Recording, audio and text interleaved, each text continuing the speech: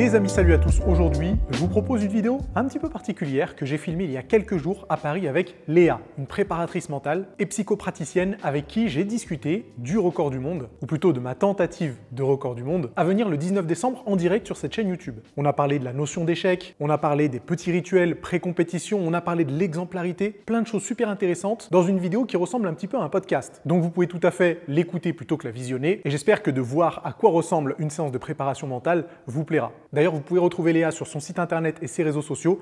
Vous avez toutes les infos dans la description. Comment tu vas? Physiquement, je suis KO, Oui.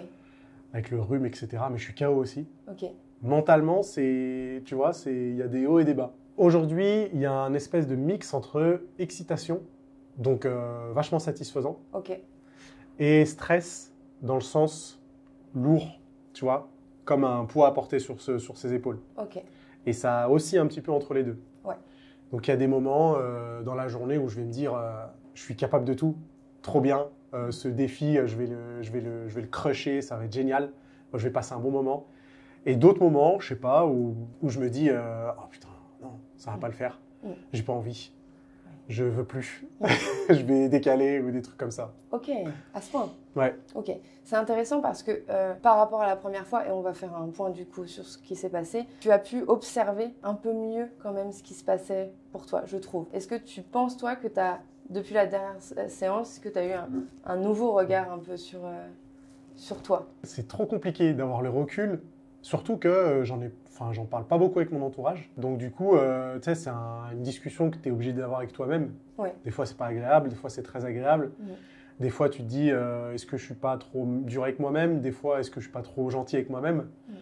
Donc, je t'avoue que non, j'ai pas été le plus fort pour ça. On va revenir sur cette question du mouvement. Est-ce que tu peux, toi, faire un rappel de ce qu'on s'était dit la première fois un petit peu pour expliquer pourquoi on en est là aujourd'hui? Je t'ai expliqué que j'étais très stressé à l'idée de faire ce défi et que j'étais stressé en général, en fait, sur cette période. Je sais pas si c'était uniquement dû à ce défi, de ce record du monde, mais que c'était une période qui était un peu lourde, quoi. J'étais très inquiet à l'idée de ne pas y arriver, de ne pas arriver à relever ce défi, surtout qu'il y a d'autres personnes qui sont présentes, qu'il y a potentiellement plusieurs milliers de personnes qui vont regarder ça sur YouTube, en l'occurrence. Et donc, on a abordé assez longuement la notion d'échec. Comment je le vivrais? Est-ce que c'est la fin du monde?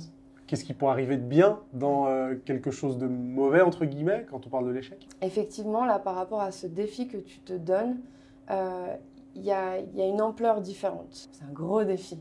Donc là, je te fais pas dire.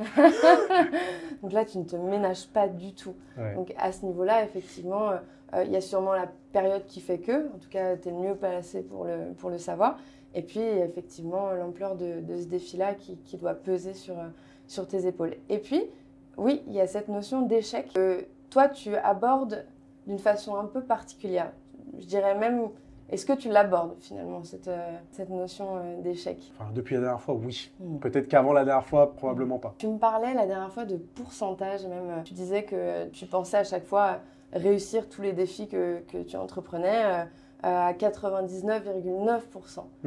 Et je me suis dit, mais oui, et finalement, pour être à 100%, il faut bien envisager cette 0,1% d'échec pour être à 100% de tes capacités. Du coup, si tu as pensé à l'échec, comment aujourd'hui tu appréhendes les choses? C'est difficile pour moi de me dire qu'il peut y avoir du positif dans, tu vois, l'échec. J'ai quand même le recul nécessaire pour me dire, ouais, ok, c'est clair qu'il y a du positif. Et c'est pas un drame, c'est pas la fin du monde. Enfin, je voudrais pas qu'on imagine que je me fais tout un plat ou que je suis en déprime totale. Dans ma logique de comprendre les choses, que ce soit dans la muscu, dans la diète, dans la vie, etc. Tu vois, toutes ces questions que je me pose, j'ai envie de comprendre pourquoi. Juste pour savoir comment réagir si ça arrive trop souvent ou si jamais ce genre de questions, je les vis mal, en quelque sorte. Donc c'est juste dans la logique de pouvoir comprendre pourquoi. Et de me dire, j'envisage le positif dans le négatif, ça veut dire que j'envisage le négatif avant, tu vois. Là, on te demande de reparamétrer un petit peu ton regard qui a été paramétré d'une certaine façon pendant tout le long de ta vie. Là, venir un petit peu déranger tout ça, bousculer tout ça avec un nouveau concept, bah, c'est pas forcément facile. Est-ce que tu médites? Est-ce que tu fais des exercices de respiration, des choses comme ça? Ouais, chez moi c'est très mécanique. Si je fais des exercices de respiration, c'est pour m'endormir plus vite. Si je fais de la méditation, c'est pour que mon rythme cardiaque descende. Tu vois, Je fais un truc, il faut qu'il se passe quelque chose d'autre. J'ai du mal à me dire, ok, exercice de respiration, c'est pour être moins stressé parce que j'ai pas de chiffres précis pour me dire, ok, ça a fonctionné. En fait, c'est comme ma vie, c'est comme un programme de muscu. J'ai des séries, des répétitions. Si ça fonctionne, je peux continuer comme ça. Si ça fonctionne pas, il faut que je change les variables de l'entraînement en fait. Oui. Tu vois bien avec l'expérience que tu ne peux pas faire sans. En tout cas, ce serait intéressant quand même. Pourquoi pas trouver quand même un exercice qui pourrait rentrer dans ta routine, faire office de rituel, quelque chose qui puisse vraiment abaisser ton stress, mais ça se ressent. Il y a vraiment des exercices de sophrologie, tu en ressors, t'es zen quoi. Et voilà, ouais, vraiment. Vraiment. Donc, il y a des choses quand même assez concrètes à mettre en place. Quand je parle de routine, tu peux avoir, ça se trouve, tu l'as déjà mis en place naturellement, mais avant les compétitions, tu peux avoir une façon particulière de mettre ta bouteille d'eau à un endroit, de dévisser 15 fois le bouchon. Peut-être qu'il y a des choses comme ça, manger quelque chose en particulier la veille. Je ne sais pas si tu as déjà des choses comme ça mises en place. Est-ce que j'ai des rituels? J'en ai pas parce que c'est pas que je considère ça comme de la superstition. Si, je considère ça comme de la superstition. Et comme la superstition, c'est pas concret, tu vois, j'ai un peu de mal à m'y faire. C'est intéressant. On va parler de superstition et on va dire de croyance du coup. Tu as déjà dû lire ou regarder des études avec des placebos. Tu as déjà vu l'effet que ça pouvait avoir. Oui. Ok. On parle de croyance à ce moment-là. On parle de conditionnement, de suggestion. Effectivement, à ce moment-là, même si on n'est pas dans le vrai, à partir du moment où on a un effet qui quand même peut être notable, pourquoi on s'en prive? Oui, l'idée est de se convaincre, encore une fois, comme je t'ai dit, le cerveau c'est un muscle qui est aussi à travailler en quelque sorte. Donc, à force de répétition, comme quand tu t'entraînes, tu gagnes en technique finalement, en performance, en capacité. Et c'est quelque chose de très sécurisant. En tout cas, les rituels, les routines, quelque chose qui te cadre. Je pense que tu aimes bien l'idée du cadre. Commence à me connaître. Donc, oui. Voilà, donc ça peut être utile. Pour le coup. Si là tout de suite, tu devais penser à créer une routine, tu penserais à quoi? Je pense que ce serait la totale. Ce serait un repas à faire quelques heures avant, avec des aliments bien spécifiques, parce que je sais que je les digère bien, je sais que ça provoque pas de mauvaises sensations particulières. Ça serait probablement des musiques. J'écoute beaucoup de musique. Et j'ai des musiques. En fait, j'écoute très souvent les mêmes musiques. Parce qu'elles provoquent quelque chose, tu vois, qui en fonction de mon humeur peut être énergisant ou au contraire qui me calme. Et oui, j'ai des tenues un peu fétiches. Mais maintenant que tu le dis, en fait, oui, moi-même, j'aime bien m'entraîner dans certaines tenues parce que je sais qu'elles me vont bien, je sais que je suis bien dedans, je sais que je vais me sentir bien. J'ai peut-être des rituels, en fait. Mais tu vois, c'est super, c'est bien que tu t'en rendes compte. Je suis vraiment contente parce que ce sont ces choses-là qui sont à pointer et qui peuvent te permettre vraiment là de te sentir mieux, plus à l'aise, plus en confiance, bien cadré, en sécurité pour te lancer dans ce record. Je te propose vraiment concrètement de réfléchir dès maintenant à te le caler. Tu sauras déjà, dès aujourd'hui, peut-être pourquoi pas quand tu rentres sur Lyon, tu réfléchis à la tenue que tu veux porter, tu réfléchis aux quelques musiques que tu as envie d'écouter, qui te plongent dans un état, dans l'humeur dans laquelle tu veux être avant de battre ce record. J'ai peut-être une question aussi. Est-ce que, pour ton record du monde, est-ce que tu as découpé en séquence ta séance? Ouais, okay. Alors la performance dure 1 heure. Ouais. Et j'ai décidé de la découper en 10 parties de 6 minutes. Et j'ai un objectif donc chiffré sur chaque partie de 6 minutes. Oui. Et j'ai même un objectif sur chaque minute, mais je trouvais que 6 minutes c'était bien parce que ça fait pas trop de parties. 60 parties d'une minute, c'est un peu chiant.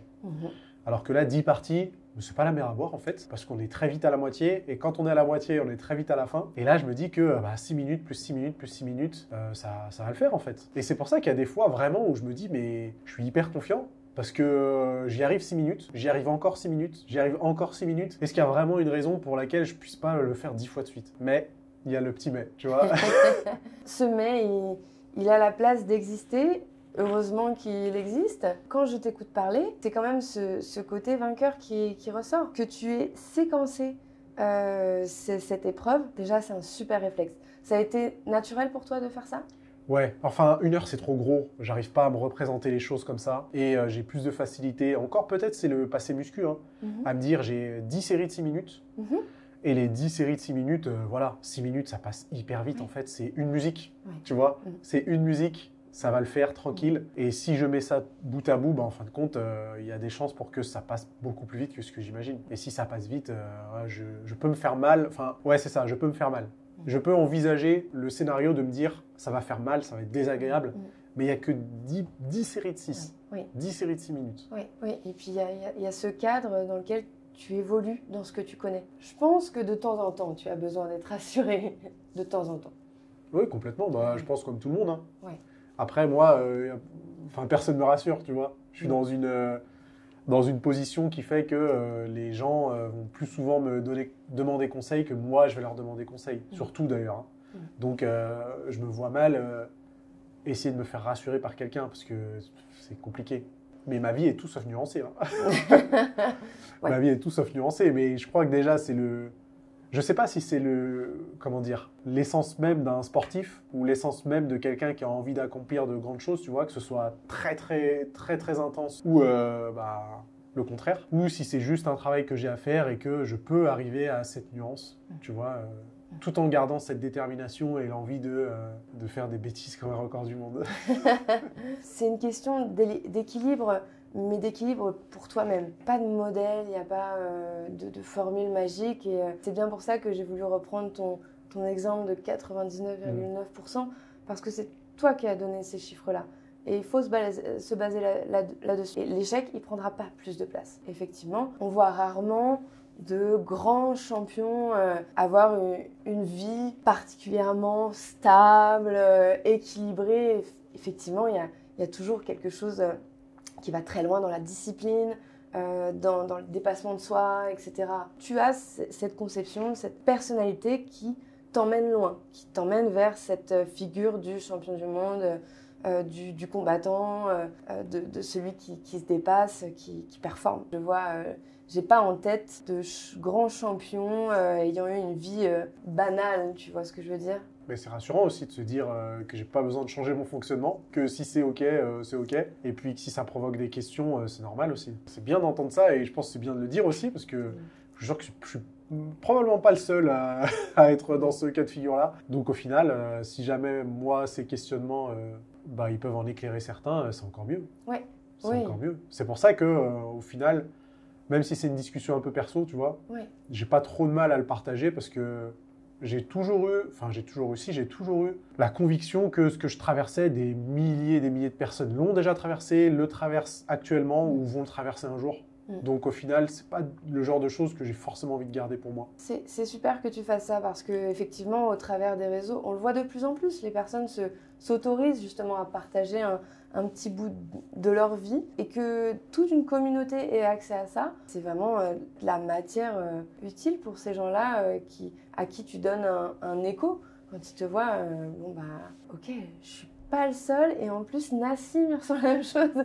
Voilà quoi. Est-ce que ça vaut le coup de peut-être discuter une autre fois après le record? Ce serait intéressant de faire le bilan en fonction de ce qui s'est passé, de faire un point sur tes ressentis en termes de témoignages pour les autres, toi, pour ce qu'on peut se dire tous les deux. On va voir si c'est possible. Ouais. Et puis si ça l'est, on le fera. Ouais. Merci beaucoup. Je pense qu'on arrive à la fin de cette discussion. Oui. C'était bien cool. Ouais. Et j'ai hâte qu'on en fasse une prochaine, que ce soit filmé ou non d'ailleurs, pour qu'on puisse continuer à discuter de tout ça. Ouais, écoute, merci pour toute ta participation et ta façon de te dévoiler. C'est super intéressant. Avec plaisir.